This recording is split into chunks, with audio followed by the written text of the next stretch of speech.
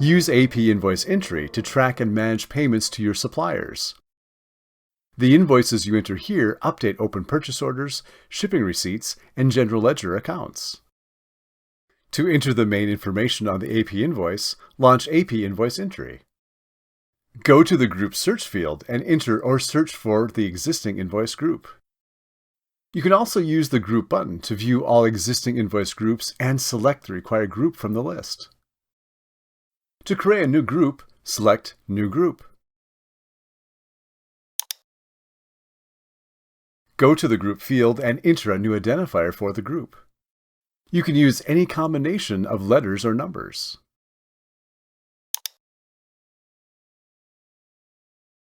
You can enter specific numbers to easily find invoices during an audit, or use an employee name or a date to organize the groups. After you post the group, you may reuse the identifier for the group.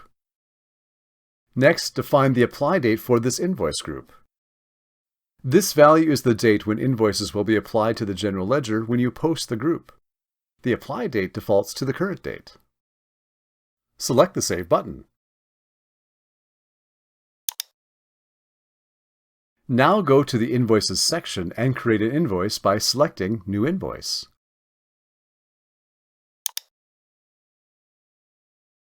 The invoice detail page displays. Go to the Ref PO field and enter or search for a purchase order number you want to associate with this invoice. This also retrieves supplier details that are linked to the PO. This is optional. Go to the Supplier field and enter or search for the supplier who you will pay on this invoice.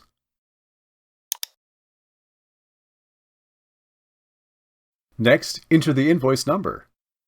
You can use any combination of letters or numbers. Each invoice number must be unique for each supplier. However, you can use the same invoice number for a different supplier. Enter the date when you created the invoice. If this invoice is for a recurring payment, the starting payment date automatically calculates based on the invoice date and the payment terms. The Apply Date field determines the fiscal period when the invoice posts. This field defaults to the current date. You can change the date if necessary. Enter the total amount you owe.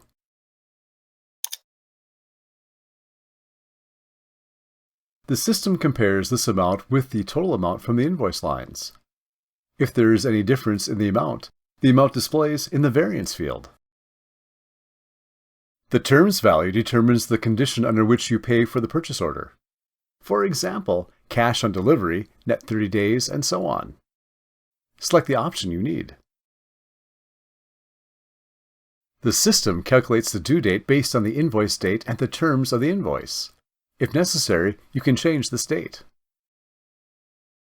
Go to the Payment Method dropdown and select the default method you use to pay the supplier. The payment method indicates whether the supplier is paid manually through a check or electronically through a file. This field defaults to the payment method selected on the supplier record. You can change this value if needed. If you want to block payment against this invoice, select the Hold Payment checkbox. If you want to place the entire invoice on hold and block it from posting, select the Hold Invoice checkbox. Use this option when you dispute the invoice or need supervisor approval before posting the invoice. Use the Description field to enter information to help other users identify the invoice while processing it. If you do not enter a description, the system creates a description using the transaction type. To finish, select Save.